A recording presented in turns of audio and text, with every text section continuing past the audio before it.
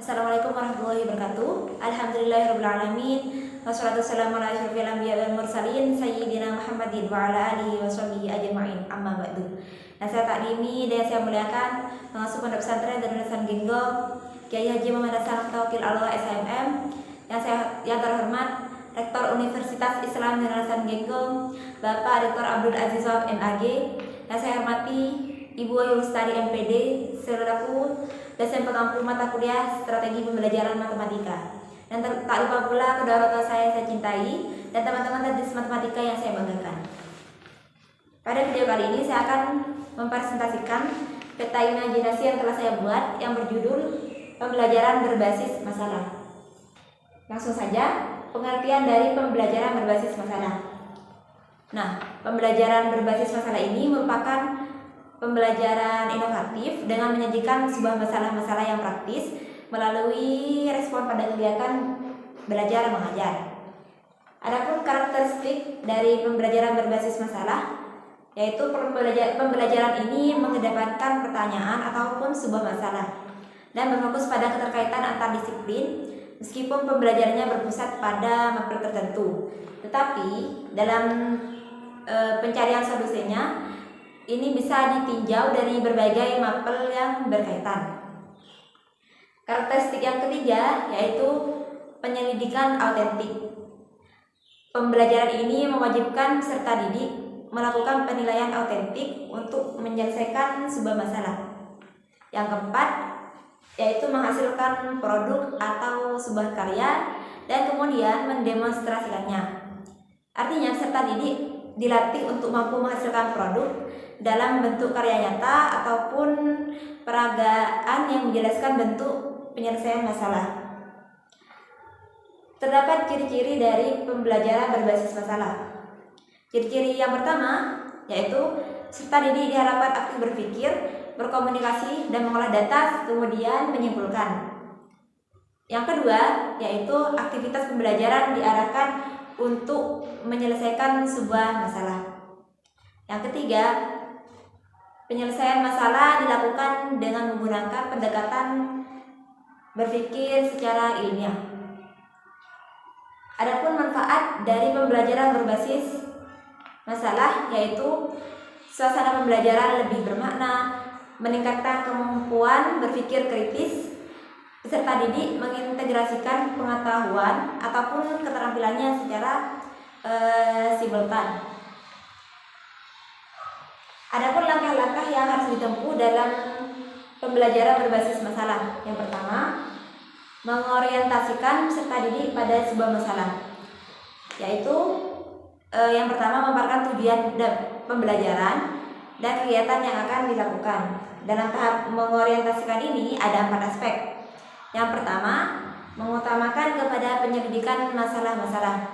Yang kedua, permasalahan itu disajikan rumit ataupun kompleks. Yang ketiga, peserta didik itu didorong memberikan sebuah pertanyaan selama mencari informasi melalui eksperimen. Kemudian semua peserta didik itu diberikan kesempatan yang sama dalam mengemukakan ide ataupun pendapatnya secara terbuka dan secara bebas. Yang kedua yaitu mengorganisasikan peserta didik untuk belajar. Nah, pendidik itu mengarahkan untuk peserta didik itu membentuk kelompok-kelompok belajar, dan setiap kelompok itu disajikan sebuah masalah yang berbeda-beda. Langkah yang ketiga yaitu membantu penyelidikan secara mandiri dan kelompok. Langkah yang keempat yaitu mengembangkan dan menyajikan hasil karya kemudian mendemonstrasikannya. Artinya peserta didik itu mempresentasikan hasil karya yang sudah mereka buat dan pendidik itu hanya sebagai organisator. Langkah yang kelima yaitu analisis dan evaluasi proses pemecahan masalah. Di sini juga terdapat pelaksanaan pembelajaran berbasis masalah. Yang pertama yaitu tugas-tugas perencanaan. Yang kedua, penetapan tujuan. Yang ketiga, merancang situasi masalah. Yang keempat, rencana logistik. Yang kelima, tugas interaktif. Yang keenam, analisis dan evaluasi proses pemecahan masalah. Yang ketujuh yaitu tugas manajemen, dan yang terakhir yaitu asesmen dan evaluasi.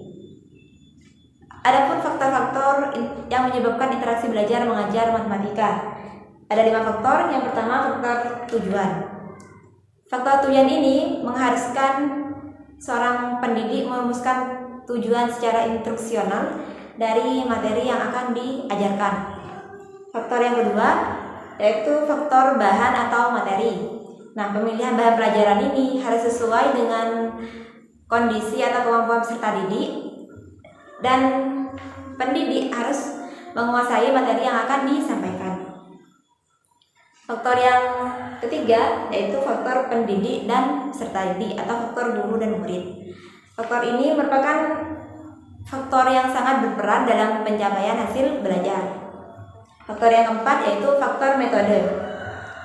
Faktor metode ini merupakan alat atau sebuah cara yang digunakan sebagai pendidik dalam menyampaikan sebuah materi. Faktor yang terakhir, faktor yang kelima yaitu faktor situasi, yaitu suasana belajar yang nyaman, seperti keadaan kelas yang bersih, ataupun dari semangat peserta didik, cuaca yang mendukung itu akan menghasilkan pembelajaran yang nyaman. Jadi merupakan faktor-faktor yang sangat penting dari pembelajaran berbasis masalah. Yang selanjutnya terdapat teknik atau keterampilan dasar mengajar matematika. Ada 5, yaitu yang pertama keterampilan bertanya. Keterampilan ini merangsang kemampuan berpikir peserta didik untuk memahami sebuah materi.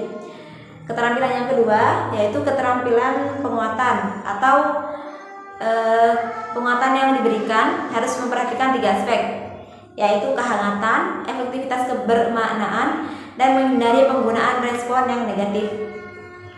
Keterampilan yang ketiga yaitu keterampilan mengadakan variasi, yaitu cara pendidik dalam meningkatkan integrasi belajar mengajar yang efektif atau tidak membosankan.